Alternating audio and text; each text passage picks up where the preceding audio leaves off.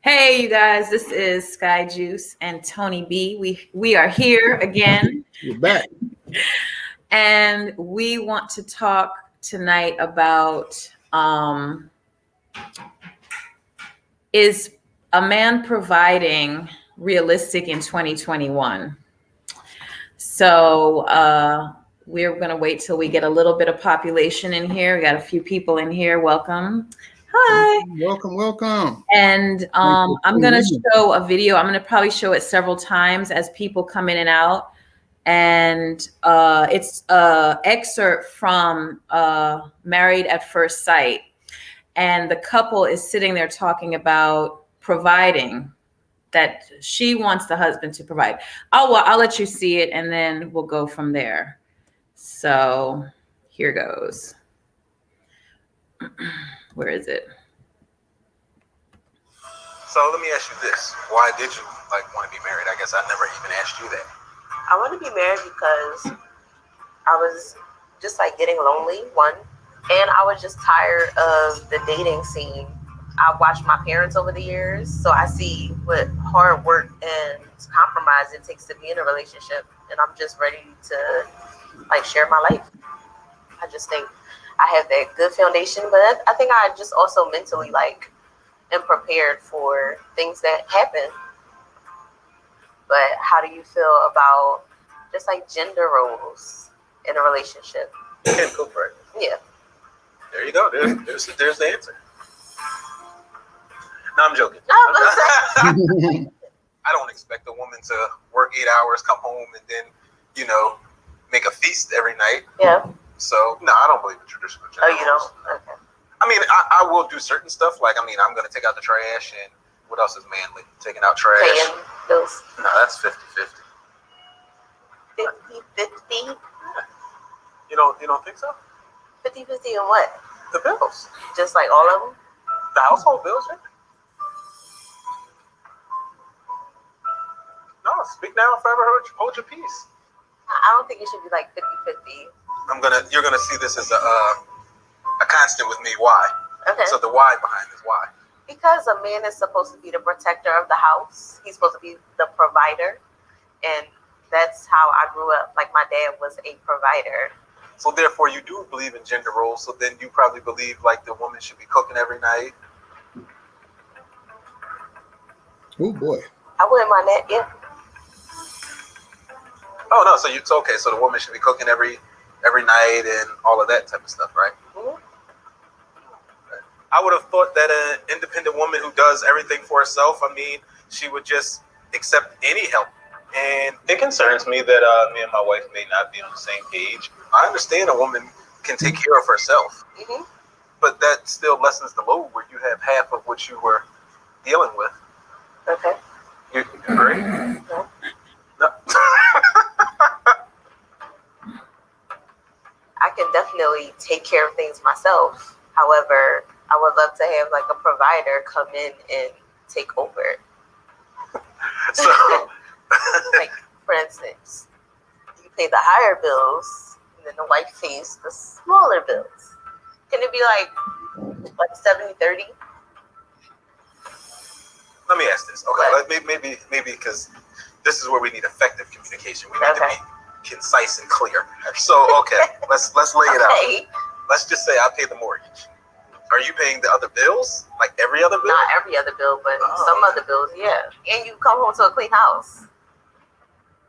Will is surprised that I am wanting a more traditional gender role.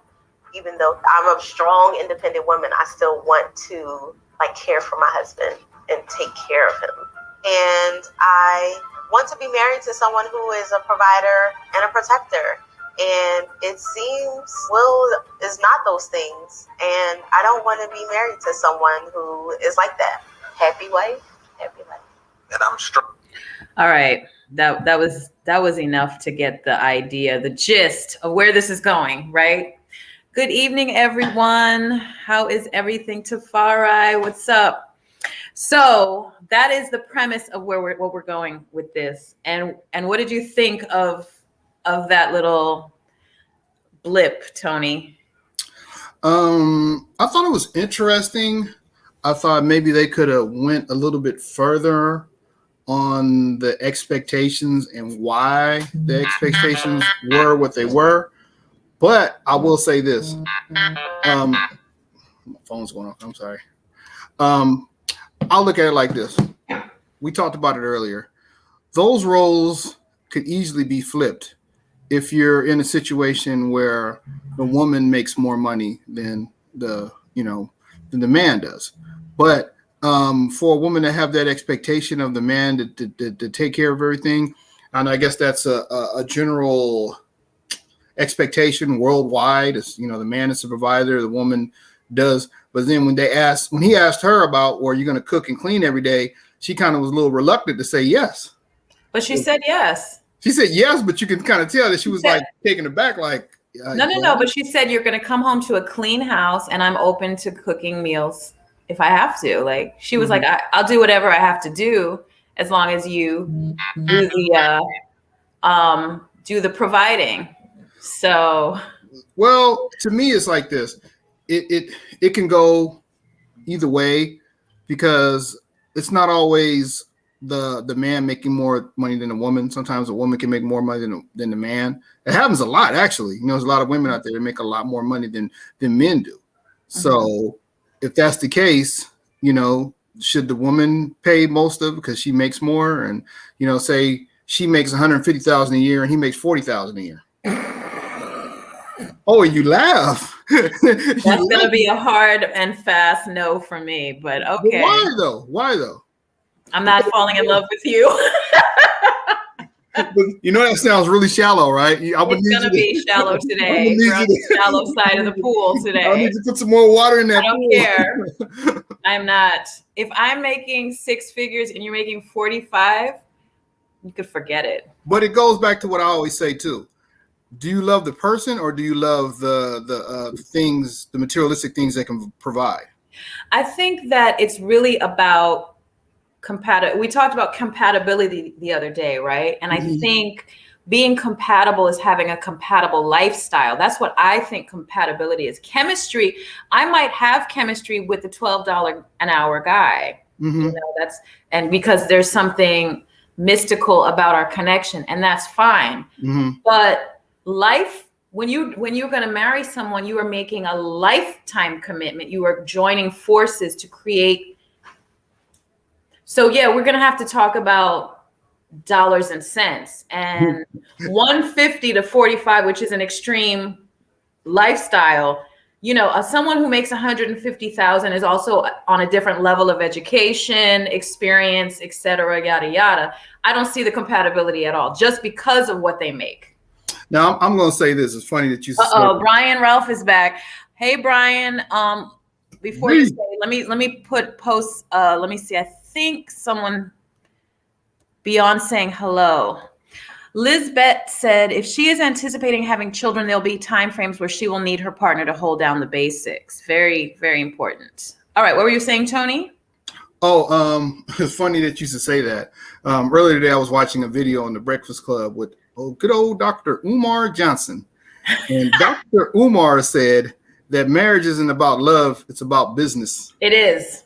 It is. And I was laughing, but it was true because he said nobody ever went to divorce court and said they want half of their love back that they gave over the last 15, 20 years.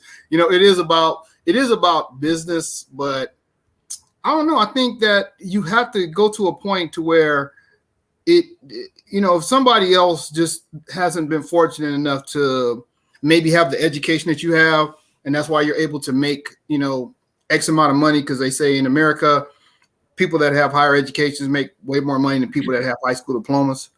You know what I mean? But it doesn't mean that person's not a hardworking person. You know what I mean? There are guys out here who are blue collar workers, construction and stuff, making 6 figures. There are truck drivers that are making 6 figures. So it's not about education or what have you. It's just whatever career you choose. You know what I mean?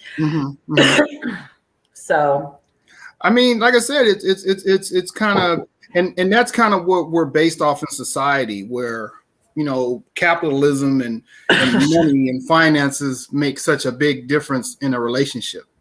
You know what I mean? Where does the love? Where does the compatibility? Where does the the feelings that you have for this person come in at, because that's just like saying, okay, a person is a millionaire, and because he's a millionaire, he might be short, he might be stubby, he might have a bad attitude, he might be cocky and this, that, and another thing, but all that stuff you're going to put to the side because he is a millionaire and you don't ever have to work again. But do you want all of that? You mean as a partner? Does a partner want all of that? Well, I'm just saying, are you going to put up with all of that just because this person has money? Because the money is such a big part. I think we all know and see that I'm not going to say most, I don't even know a number, but a large number of multimillionaire men who are not attractive are attractive because they have money. Their attractiveness becomes a different thing. It's not about looks. I need you to read Zane's comment here. Oh, okay. Zane says, I find it interesting that men say it's shallow to make more money, but ask them to marry someone they don't like sexy, but has a great personality. They won't. Looks matter to most men, and financial security matters to most women, period. Good point. Good point. But, so I think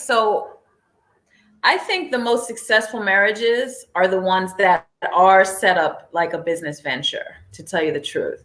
They put they put the whole love thing on the side, because the business of the marriage, of the relationship, is the family, right? And they look at it like they plan it like a business. You know what I mean? They plan it financially. They have their money set aside for vacations. Like when you see people like organized like that, there is like a more, it's almost like a professional way of conducting this type of family business, right? When you see a lot of couples breaking up because of money, because they can't organize themselves and set money aside and organize how money will be spent, who pays for what and stuff like that. Someone is really poor at money, like men who are poor at not making money. A lot of men make money and can make money. They just don't know how to manage money. They'll just go spend it on trash and go buy a hot car when they got a home to take care of. You get what I'm saying? Like money management supersedes making money, because you can make a lot of money and blow it. You know what I mean? But if you make 60, 75,000 a year and you manage your money and both parties are working, you both can live a very rich life with travel and all that, clothes and Gucci, whatever you want. And what do I always say? Everything circles all the way back around to that one thing. What is it that I always say that it circles back around to? What is it? Financial literacy. People that understand money and understand how money works and want to understand how to make their money work for them versus them working for their money the way they do. And on that note, you want to go back and play the video again so everybody that's chimed in can see what we're talking about? Because some people they came in on the back end. Yeah, just Onika said it has to be love and a business mindset. Absolutely. Okay, I'm going to go back to the video. Let's see. I don't even, I'll play a couple minutes of it. It's important. Yeah, you don't have to play the whole thing. Just kind of the Well, let me ask you this. Why did you want to be married? I guess I never even asked you that. I want to be married because I was just like getting lonely, one, and I was just tired of the dating scene. I watched my parents over the years, so I see what hard work and compromise it takes to be in a relationship, and I'm just ready to like share my life. I just think I have that good foundation, but I think I just also mentally like am prepared for things that happen. But how do you feel about just like gender roles in a relationship? You can cook, right? Yeah. There you go. There's the answer. That's rude. No, I'm joking. Wait a minute. I don't expect a woman to work 8 hours, come home, and then, make a feast every night. Yeah. So, no, I don't believe in traditional gender Oh, you don't? roles. Okay. I mean, I will do certain stuff. Like, I'm going to take out the trash, and what else is manly? Taking out trash. No, that's 50-50. 50-50? You don't think so? 50-50 in what? The bills. Just like all of them? The household bills, yeah. No, Speak now, forever hold your peace. I don't think it should be like 50-50. You're gonna see this as a constant with me. Why? Okay. So the why behind this, why? Because a man is supposed to be the protector of the house. He's supposed to be the provider. And that's how I grew up. Like, my dad was a provider. So therefore, you do believe in gender roles. So then you probably believe like the woman should be cooking every night. See that pause? Yeah. I wouldn't mind that. Yeah. Oh no, so okay. So the woman should be cooking every night and all of that type of stuff, right? Mhm. I would have thought that an independent woman who does everything for Okay. herself, I mean, she would just accept any help, and it can. All right, so that was enough. That was the gist of it. So here's my thoughts on that particular thing we just saw. Number one, so this particular show, Married at First Sight, is a show where, from what I have known over the years of watching it, is when you want to join this show, there is a questionnaire that is equivalent to about 400 pages. So you're literally answering a book load of questions about the partner that you want to have and how you want to live and what you're attracted to and everything in your whole world to create this perfect marriage, right?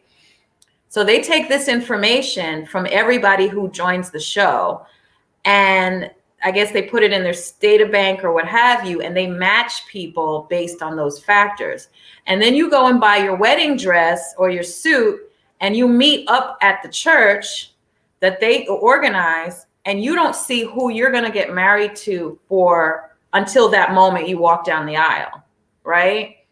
I think that particular aspect of this particular couple is an epic fail, because that is a very strong part of what a woman, that's what a woman is looking for. She specifically it should have been in her application somewhere. I need a man who's going to pay 100% of the bills, period. Like, that should be in her application. And it should be in his application that I'm paying 50% of the bills. And then those two are not a match at all, in my opinion. Okay, so let me ask you a question, and I think you just answered it.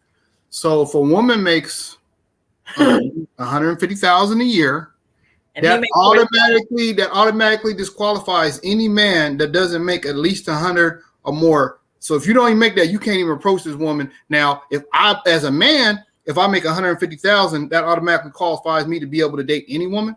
No. Okay, I'm just saying. No. We were talking about on preferences. So according to what this couple wanted, this couple, what they came together. So every individual doesn't want that. You know, I think it's a very large group of women who do think this way because it's been indoctrinated. But I think that a large percentage of women do want a provider. I'm getting messages, so I just wanted to check. But I think that it's not for everyone. So if she wanted someone to provide for her, then you get what I'm saying? Yeah, I mean, so okay, so when you talk about the financial aspect of it, right? Like I said, there has to be some kind of even keel to where what she makes and what he makes. Is that what you're saying? Like, it has to be something kind of similar, or money wise? Yeah, money wise, yeah. I mean, if she wants a provider, he should be able to afford their lifestyle. Now, I'm gonna ask you this too as well. So with Black women being the most educated sector of people in the United States, you know, they have the most doctorates. You can look that up. They say that, you know, Black women have the most doctorates in the United States. So there's probably a good chance that they're going to make a whole lot more money than the average, you know, Black male out there, right? Right. So does that disqualify all the other men out there that don't make close to that amount? I mean, like how far off can the pay be? And like I said, if a woman makes much more than a man, would that make that man disqualified? I mean, 60,000 a year for a man. You know what I mean? To be a provider? well, Is that not what be you're able. saying? Yeah, because they're not going to be able to. They're not going to be able to provide so much, and she's going to be able if she wants to. Because like I told you what I feel. Me as a man, it doesn't matter if I have the money.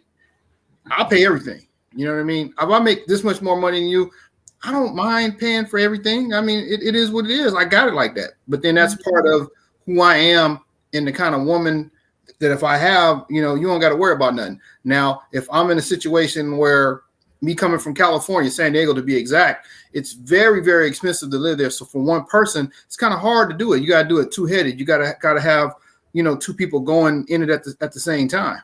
Right. You know what I mean? But Right. is that wrong to want the woman to be able to help, provide as well, and doing it two-headed and doing it as a team? I think it isn't wrong. I don't think it's wrong for a couple to put their monies together and say, this is what we're going to do at all.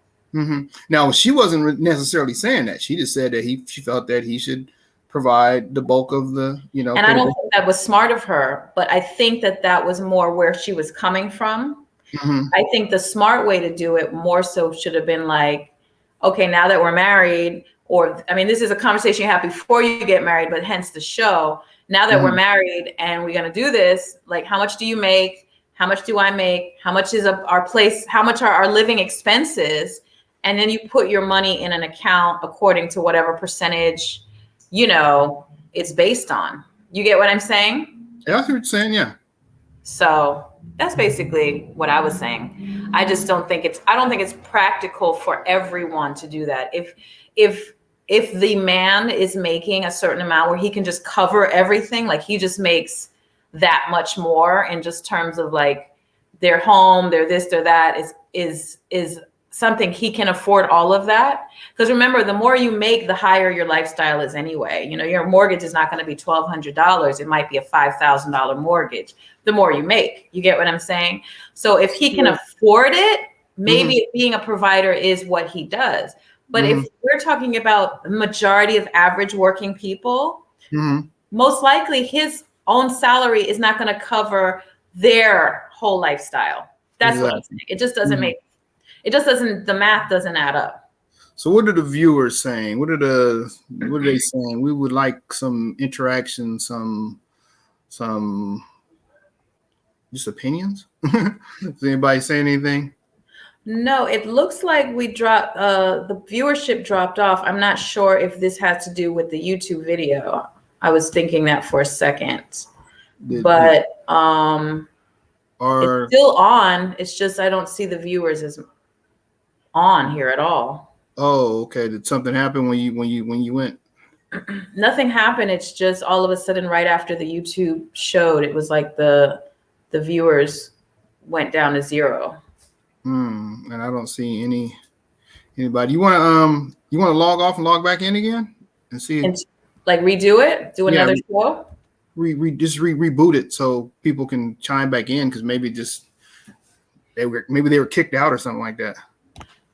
That's interesting, because it's here on the page. How does that happen? I don't know. There it is. I see it. It says your video is blocked. Oh, got it. Because it was YouTube copyright? Probably. Yeah, probably, yeah. Okay. It says, all right, I'll turn it off. I'll stop it. Probably the amount of time too. Okay, end broadcast, and I'll start another one. Okay. Do you want to? Yeah. Well, I just won't play the video. Right? Okay. Well, yeah, just don't play the video. Just, maybe the people that seen it, when we log back in, maybe they got a chance to see it. If not, then, we can just explain it. Okay.